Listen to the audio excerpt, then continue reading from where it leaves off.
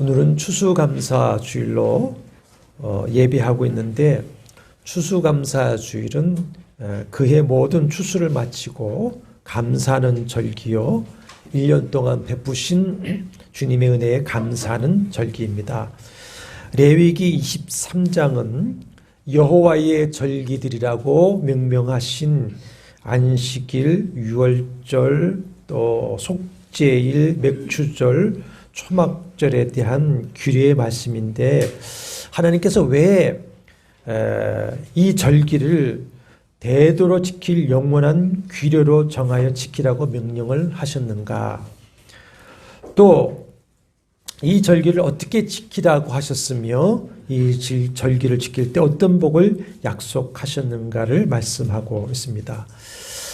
사랑하는 여러분, 우리 하나님은 오늘도 살아계신 영원하신 하나님이시고 신실하신 하나님이신 줄로 믿습니다.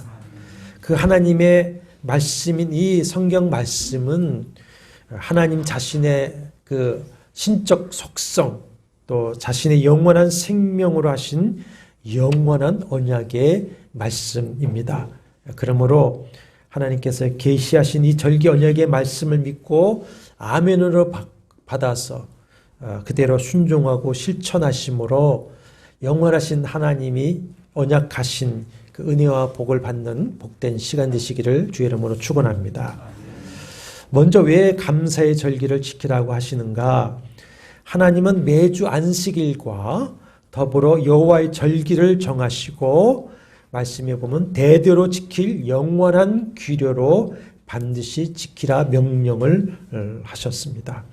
이스라엘이 출애굽한 날, 애굽에서 구원해내신 날을 기념하는 유월절, 또 모든 이스라엘의 죄를 속함받는 속죄일, 그리고 첫 추수인 보리를 거두고 드리는 맥추절, 그리고 가을에 밀과 모든 수확을 마치고 한 해에 베푸신 은혜에 감사하는 수장절, 추수감사절을 꼭 지키라고 명령을 하셨습니다.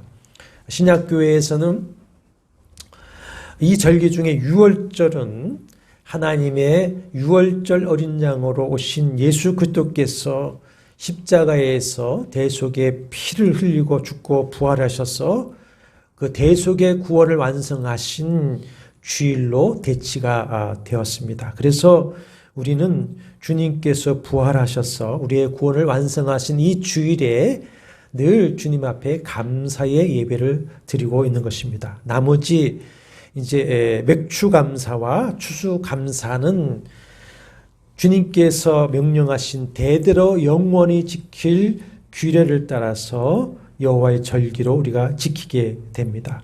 그러면 왜 하나님께서는 감사절기를 정하시고 반드시 지키라고 명령을 하셨을까요? 이것은 여호와 하나님께서 베푸신 은혜를 잊지 않게 하기 위함입니다. 사람의 심리에는 반역적 기억작용이라고 하는 것이 있습니다. 반역적 기억작용. 쉽게 얘기하면 우리 옛말에 은혜는 모래 위에 새기고 원수는 바위 위에 새긴다. 이것이 반역적 기억작용입니다. 기억해야 되는 것은 잊어버리고 잊어버려야 되는 것은 두고두고 기억하는 인간의 타락한 속성을 가지고 있는데, 이 인간의 부패한 속성을 잘 아시는 하나님께서는 여호와의 감사절기를 영원한 규례로 정해 놓으시고 그 절기를 지키면서 하나님의 은혜를 잊지 않게 하시려고 이 감사절기를 지키라 명령을 하신 것입니다. 하나님께서 그 은혜를 잊지 말라고 하시는 이유를 잘 말씀하신 곳이 신명기 8장 11절과 20절 말씀인데, 이런 내용입니다. 너희가 소유가 풍부해지면, 먹고 살만해지면 마음이 교만해져서 내가 능력이 있고 내가 열심히 일해서 이 재물을 얻었다, 열매를 수확했다면서 하나님의 은혜를 잊어버리고 말씀을 청종하지 않게 될 것이며 여호와를 떠나서 다른 신을 섬기게 될 것이다. 만약 그렇게 되면 내가 너희를 구원하기 위하여 멸망시킨 이 가나안 민족들처럼 내가 너희를 징계하게 될 것이다. 말씀하고 있습니다. 우리가 하나님의 은혜를 알고 잊지 않아야만이 늘 겸손할 수가 있습니다. 그래야 하나님의 말씀을 청종하고 순종하게 됩니다. 말씀을 듣고 순종해야 하나님과의 관계가 늘 친밀한 관계를 유지하면서 하나님과 교제를 계속할 수 있게 되고 그 하나님과의 지속적인 친밀한 교제 속에서 은혜와 복을 받게 되는 것이죠. 그래서 우리가 하나님 앞에 계속 그 영광을 위해서 쓰임받는 성도가 될 수가 있습니다. 오늘 우리가 말씀 이후에 성찬을 거행하게 되는데 이 성찬도 원래 주님의 말씀은 모일 때마다 성찬을 하라고 하셨는데 그 이유가 뭡니까? 하나님의 아들 예수 그리스도께서 우리를 위하여 십자가에서 몸 찢기시고 피 흘려 죽으셨던 그 사랑의 은혜를 잊지 말게 하시기 위한 것이었어요. 그래서 고린도전서 11장 25절 26절에 이것을 행하여 마실 때마다 나를 기념하라 하셨으니 너희가 이 떡을 먹으며 이 잔을 마실 때마다 주의 죽으심을 오실 때까지 전하는 것이라 하셨습니다. 사실 감사는 감사절기 때만 하는 것이 아니죠. 범사에 감사하라 이는 그리스도 예수 안에서 너희를 향하신 하나님의 뜻이니라 하셨습니다. 매일 매순간 범사에 감사하라는 것이 주님의 뜻입니다. 죄악과 저주에서 사망지옥에서 구원해 주신 은혜에 감사하고 삶 속에서 늘 은혜로 붙들어 주신 것에 대해서 감사하고 성도의 삶은 감사로 채워야 되는 줄로 믿습니다.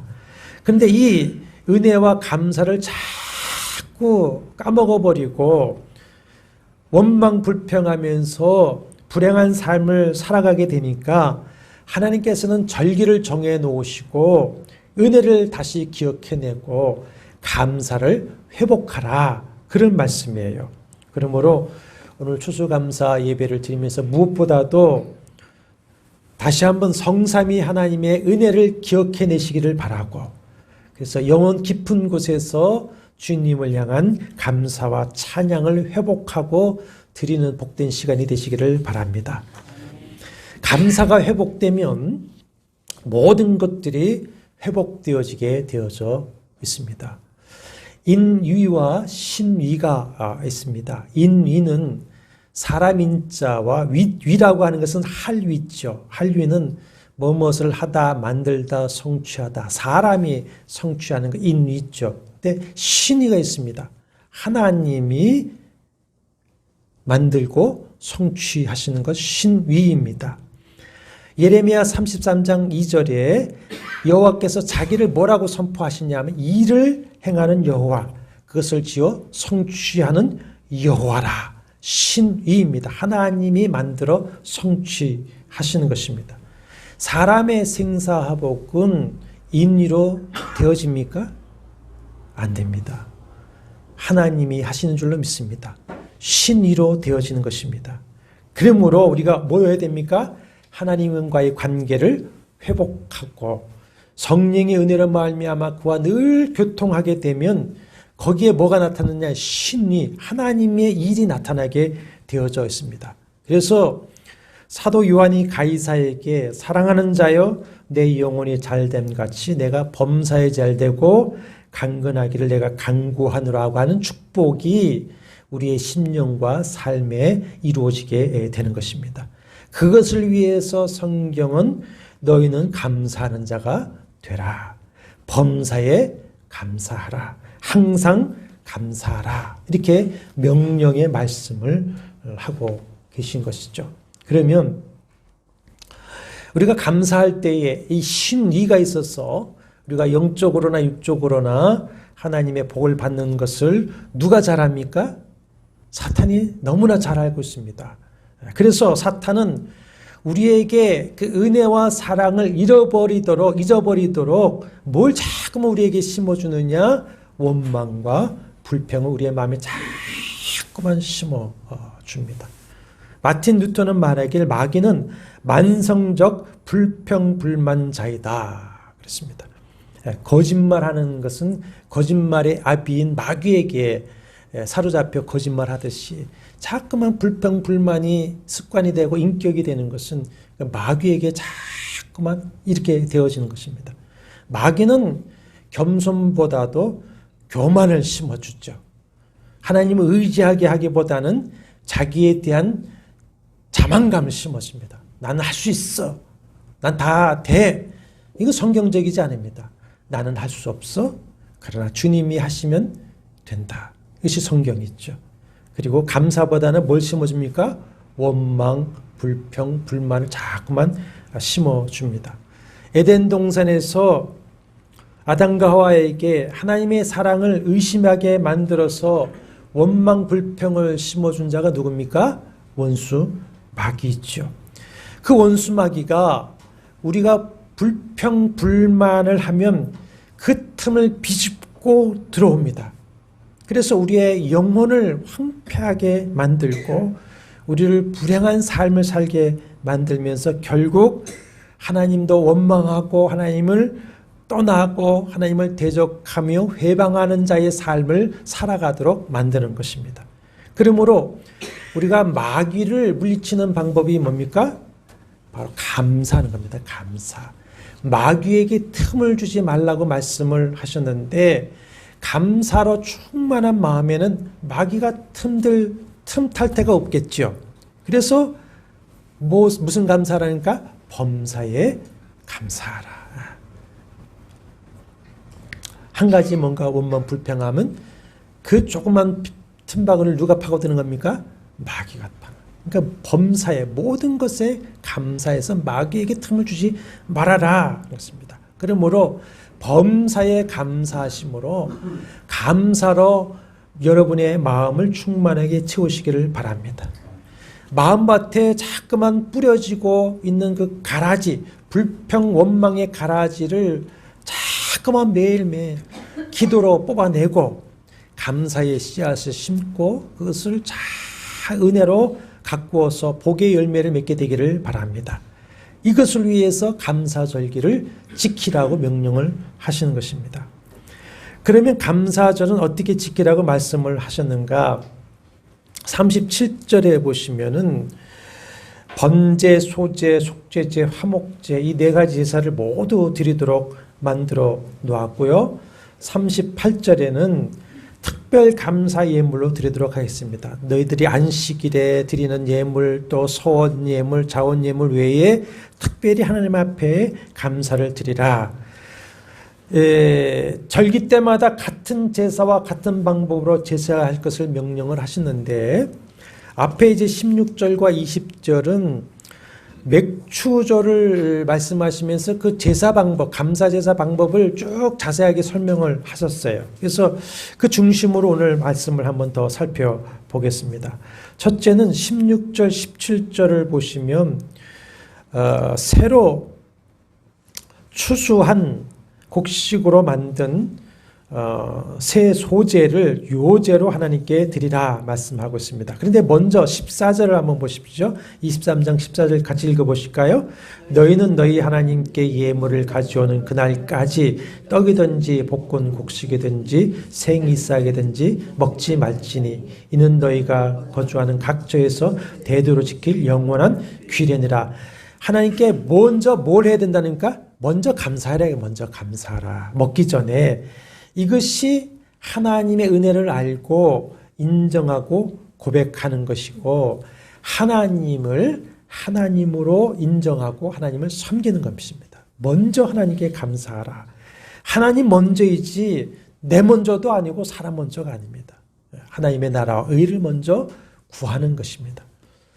평상시 모든 제사는 이제 제물을 태워서 올리는 그 번제, 화제가 중심인데 감사절에는 소제가 중심이 되는 절기입니다. 그래서 추수한 곡식을 고운 가루로 만들어 반죽을 합니다. 여기에 누룩을 넣습니다. 매일 성전에 올려드리는 일반적인 소제나 또 유월절, 무교절과 같은 데는 누룩을 넣지 않습니다. 그러니까 맛없는 딱딱한 떡을 먹게 되는데 그것은 두 가지 의미예요. 첫째는 애굽의 고난을 기억하는 것이고, 또 주님께서 누룩을 조심하라고 했듯이 세상 죄에 물지 않겠다. 두 가지 의미인데, 감사절에는 누룩을 넣으라고 하셨어요. 그 이유는 하나님께서 베풀어 주신 그 풍성한 그 추수에 대해서 기쁨을 가지고 그것을 기념하는 절기이기 때문에 누룩을 넣어서 소제를 만들어라. 근데 몇 개를 만들려고 하면 떡 2개를 만들라 합니다. 평상시에 여호와의 제단에 드리는 소제는 안식일에는 12개의 떡을 만들어 드리는데 감사절은 2개를 하는 거예요. 2라는 것이 성경에 무슨 숫자있죠? 증인의 숫자입니다. 증인. 자, 이것이 어떻게 나타나느냐? 소제를 만들어서 요제로 드리라. 요제를 드리는 것은 높이 들어서 이렇게 흔드는 겁니다. 떡을 들어서 이렇게 흔드는 겁니다. 여러 가지 의미가 포함되겠지만은, 자, 하나님 소제를 2개를 만들어서 높이 들어 흔드는 것은 뭡니까? 누가 주셨다? 하나님이 주신 것이다. 증인이 되어서 많은 사람 앞에 흔들어서 감사를 표현을 하는 것이고, 모든 땅의 소산물은 누가 주신 것이다? 하나님이 주신 것입니다. 그것을 증언하는 것이 떡 2개를 만들어서 높이 들어 흔드는 것입니다. 그러니까 하나님의 주권, 은혜의 주권을 인정하는 행위이죠. 두 번째로 18절에 보면은 짐승을 번제로 삼아 하나님께 화제를 드리라 했습니다. 거기에 보면 1년 된 흠없는 어린 양 7마리, 어린 수소 1마리, 순양 2마리를 불에 태워 화제를 드리라 했습니다. 이건 개인이 이렇게 드리지 못하죠. 이거는 감사절기에 여호와의 제단, 예루살렘 성전에서 드리는 그 모습인데 평상시에 7배입니다. 이것은 뭐냐? 우리에게도 물론 이 양은 성전 제사이지만 우리에게도 그만큼 감사절은 주님 앞에 풍요하게 드려라. 왜냐하면 하나님께 그만한 복을 받았기 때문에 그렇다 하는 것이죠. 그러므로 우리가 하나님께 복을 만큼 드려야 한다는 것인데, 신명기 16장 10절에 보면 내 하나님 여호와 앞에 77절을 지키되 내 하나님 여호와께서 내게 복을 주신 대로 내 힘을 헤아려 자원하는 예물을 드려라 그렇습니다. 예. 하나님, 제가 늘 말씀드리지만 하나님은 상대 평가를 하지 아니하시고 무슨 평가를 하십니까? 절대 평가를 하십니다. 다른 사람이 어떻든지 간에 하나님이 내게 주신 은혜를 기억하고 최선의 것으로 하나님 앞에 감사하고 예배하고 영광을 돌리는 것을 기뻐하신다고 하는 것이죠. 19절에는 순염소 1마리로 속죄제를 드리라 했습니다. 속죄제는 뭐죠? 지은 죄를 사함받기 위해 드린 제물이죠. 하나님의 아들 예수께서 우리를 위해서 속죄제물 되셔서 우리의 모든 죄를 다 대속해 주셨습니다. 우리는 용서받음에 감사해야 합니다. 19절 하반절과 20절에 1년 된 어린 순양 2마리를 첫 이삭의 떡과 함께 무슨 제물로 드리라? 화목제물로 드리라. 화목제물은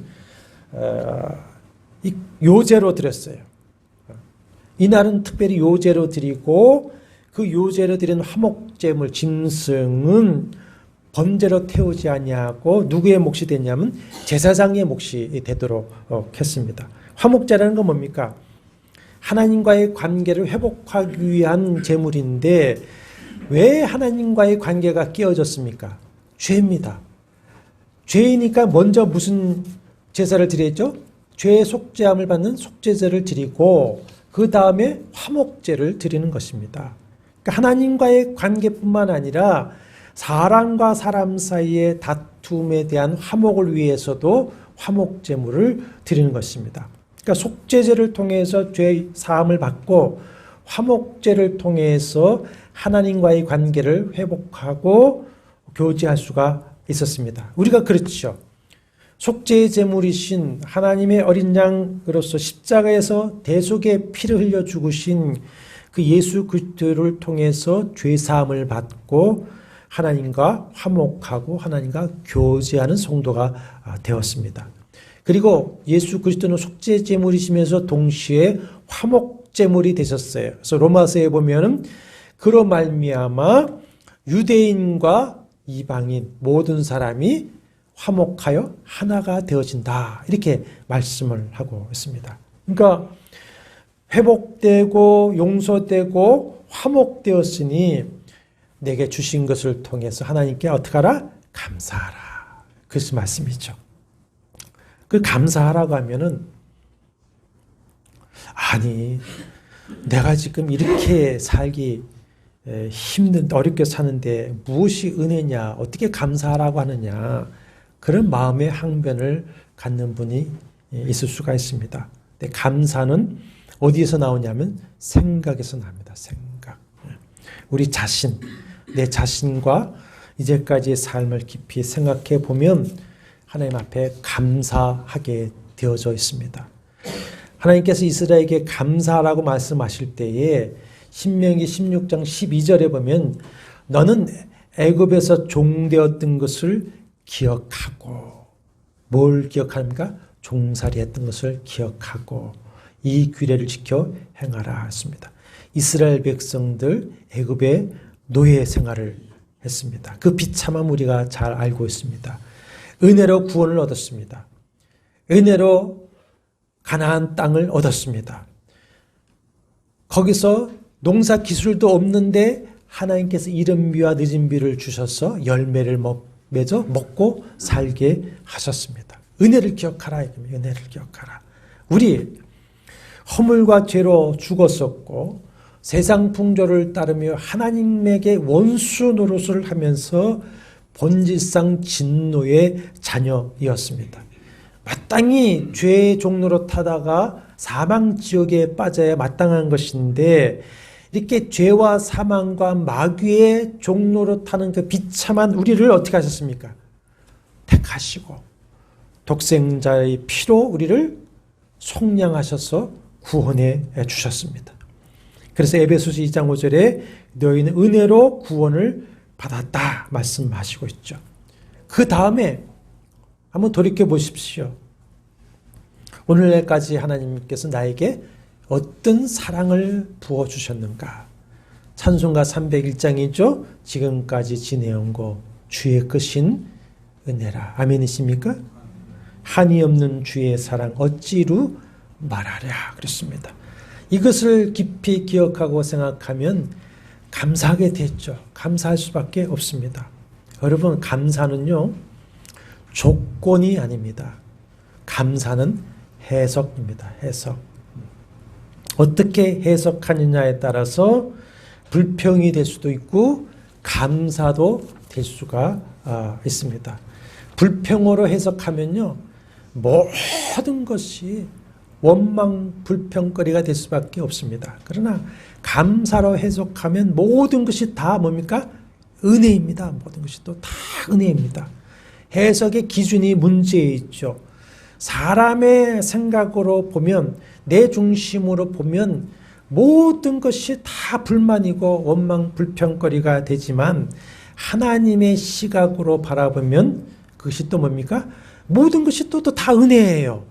다 감사거리가 됩니다. 일어나고 있는 이 현상을 보면은 불평으로 해석할 수밖에 없지만은 그러나 이 현상 뒤에 누가 역사하고 계시다? 하나님이 역사하고 계시다. 하나님이 섭리하고 계시다고 하는 그 하나님의 선하신 역사를 바라보면은 그 현상에서도 뭐 할 수 있습니까? 감사할 수 있는 거죠. 감사. 여러분 21절을 한번 읽어보시겠습니다. 레위기 23장 21절 같이 있습니다. 이날에 너희는 너희 중에 성례를 공포하고 어떤 노동도 하지 말지니 이는 너희가 그 거주하는 각처에서 대대로 지킬 영원한 규례니라. 자, 주신 은혜를 감사하는 감사절기는 먼저 너희 중에 성회를 공포하라 했습니다. 나 혼자만 은밀한 곳에서 지키는 감사가 아닙니다. 공포하는 겁니다. 공포. 공개적으로 선포하는 겁니다. 온 세상에 하나님의 은혜를 선포하고 감사하라. 그 다음에 어떤 노동도 하지 말라 했습니다. 노동 안식일 날, 절긴 날 노동을 하지 않는 것은 뭡니까? 밥벌이를 나가지 않는 것은 뭡니까? 인생의 모든 것은 인위가 아니라 뭐다? 신이 있다. 여호와께로 말미암는다. 하나님의 은혜다. 그 믿음으로 모든 밥벌이를 중단하고 오직 이 성일은 뭐 하는 겁니까? 예배하는 날. 그리고 하나님 앞에서 자기 신앙을 재무장하는 날로 가지게 된다는 것입니다. 옛날에 어느 마을에 소가 한 마리밖에 없어요. 그 마을에 소 한 마리밖에 없어요.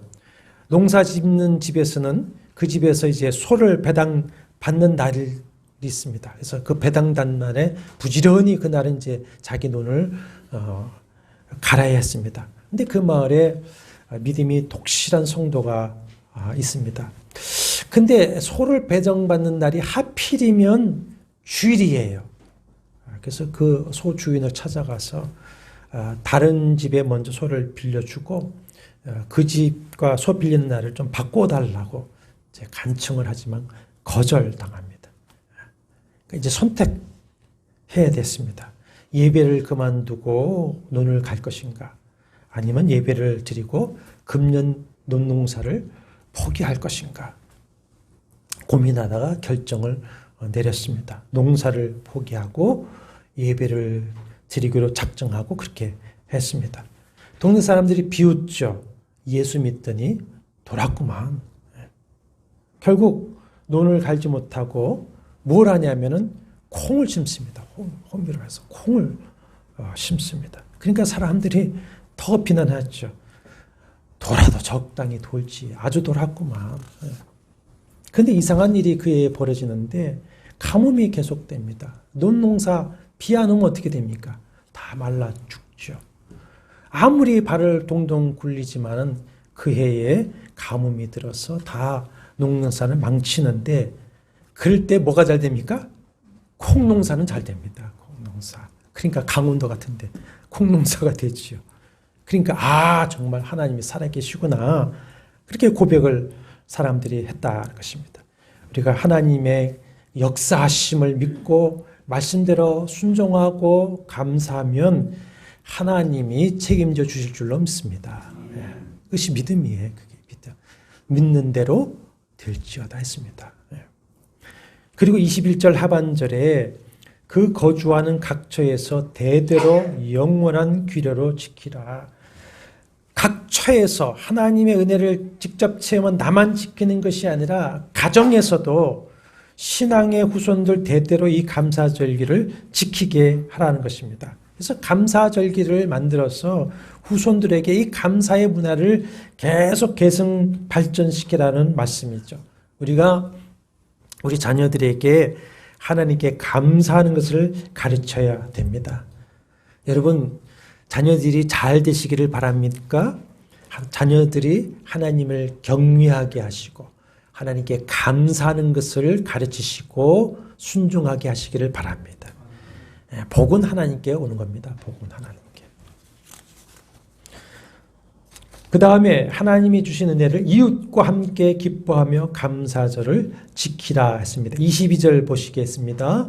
너희 땅에 곡물을 벨 때에 반 모퉁이까지 다 베지 말며 떨어진 이삭을 줍지 말고 그것을 가난한 자와 거류민을 위하여 남겨두라. 나는 너희의 하나님 여호와니라 하셨습니다.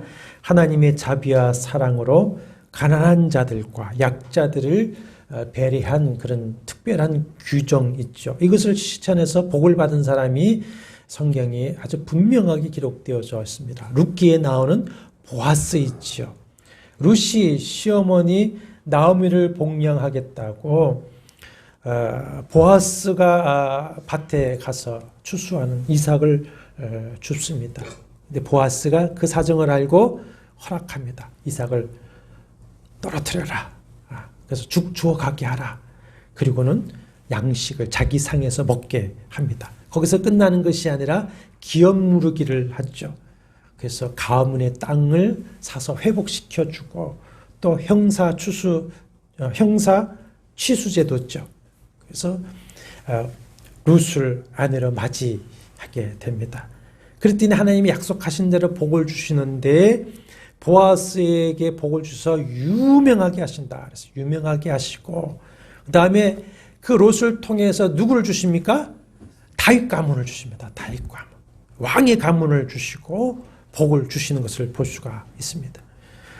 누가복음 12장 16절에 자기를 위하여 재물을 쌓아두고 하나님께 대하여 부여하지 못한 그 어리석은 부자와 같이 우리가 되지 아니하고 하나님의 말씀을 기뻐하여서 하나님께 감사하고 가난한 자들에게 사랑을 베풀 때에 하나님은 어떻게 하신다고 하시느냐?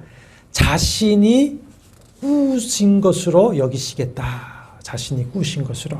잠언서 19장 17절에 가난한 자를 불쌍히 여기는 것은 여호와께 구워드리는 것이니 그의 선행을 그에게 갚아 주시리라. 그렇게 말씀을 하고 있습니다.